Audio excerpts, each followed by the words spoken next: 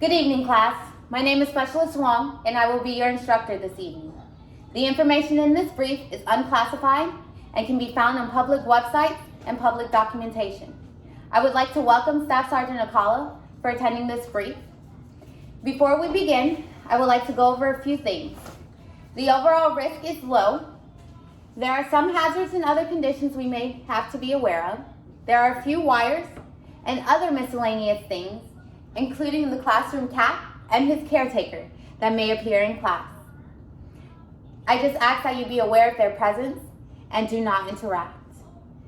There are also assisting lights to make sure this class is clear.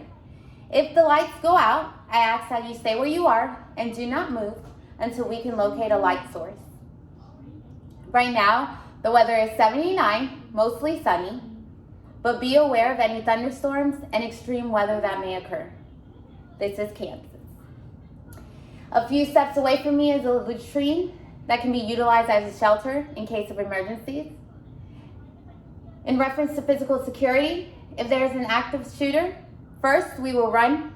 Second, we will hide. And third, only if you need to, we will fight.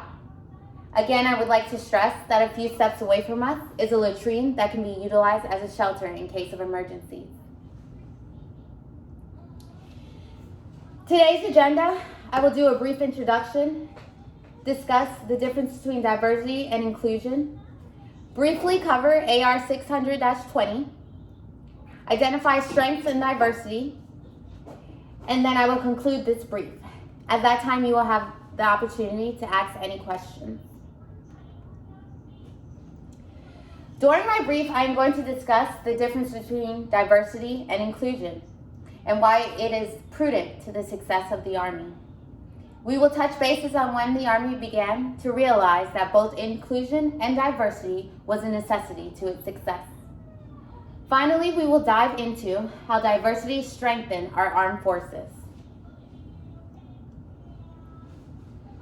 It is important to understand that diversity and inclusion are critical components, not only to societal successes, but it's increasingly crucial in organizations desiring great accomplishments, such as the Army, who is seen on a global scale.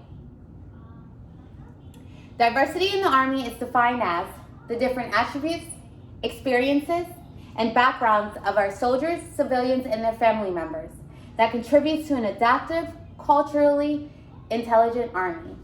Whereas inclusion is the practice of equal opportunity and equal access for all. The Army first began to create a diversified force in 1775 during the American Revolution. It was at that time that both free men and slaves served side by side honorably in our armed forces. In 1943, Congress converted the Women's Army Auxiliary Corps into the Women's Army Corps. The conversion allowed women to serve in the Army alongside their counterparts as an essential part of the Army, as opposed to being limited in serving only as nurses. I'd like to expand upon that because a few years ago, the Army also opened up combat MOSs for women.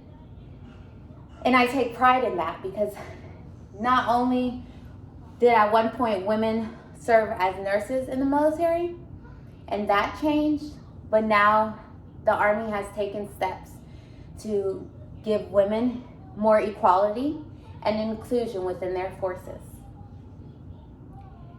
July of 1948, President Harry S. Truman issued an executive order specifying equal treatment and opportunity for all in the armed services without regard to race.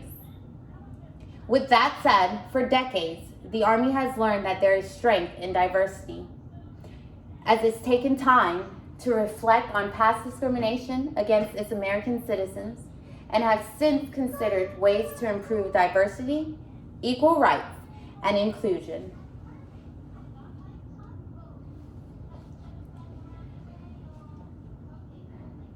I wanted to bring up AR 600-20 as it covers Army Command Policy, but specifically Chapter 6 covers EO, the Military Equal Opportunity Policy and Program. The importance of this regulation is that it outlines what fair treatment should look like. It also outlines the responsibilities needing to be upheld by the commander, organizational leaders, and the Army as a whole. AR 600-20 outlines steps that can be taken for those who serve and feel that they are discriminated against and treated unfairly when it comes to their race, color, sex, to include gender identity, national origin, religion, or sexual orientation. Something else that has not been defined in regulations, as I can tell, is that there has been a subcategory added to the 6 categories that are covered in EO. And that subcategory is pregnancy. It allows females, women who are pregnant, to continue to grow in their military careers. They are afforded the opportunity to attend BLC, ALC, or SLC. During pregnancies, they are afforded the opportunity to attend boards and seek fair treatment.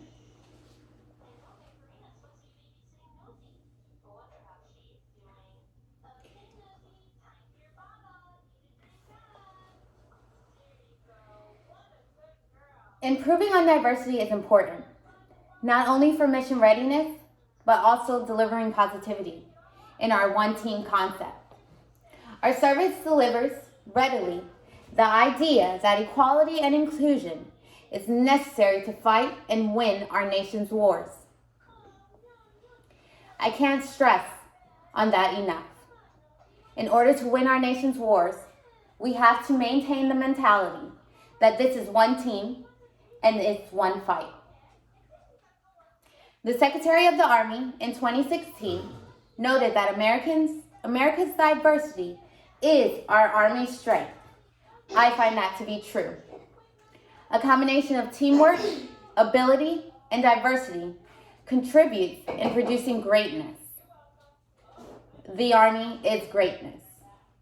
The Army itself contains many different nationalities and ethnicities, allowing us the ability to become familiar with diverse culture, values, and views. When an individual comes from different places, they bring different ideas and experiences that increase the impact the Army could have on a global scale. It increases our presence globally, and it allows for soldiers to be open-minded. It teaches you how to be open-minded, having open-ended conversations and changing your way of thought. Because at times, sometimes we need different ideas and experiences to help us accomplish the mission. In conclusion, we have identified the difference between diversity and inclusion and understanding why both are needed in the Army. Students have become familiar with AR 600-20, the Army Command Policy, specifically Chapter 6, which covers Military Equal Opportunity Policy and Program. Learning the responsibilities of the commanders, organizational leaders, and the Army, and how they can support a culture of learning on a wide-ranging platform. Lastly, students have become aware of the strength diversity brings, not only to the Army as an organization, but to the world, as well as how it increases military readiness. It is important that we remember the purpose for diversity and inclusion is to build one team and fight one fight. At this time, the floor is open for questions.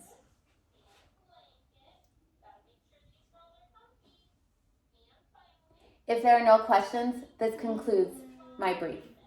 Thank you.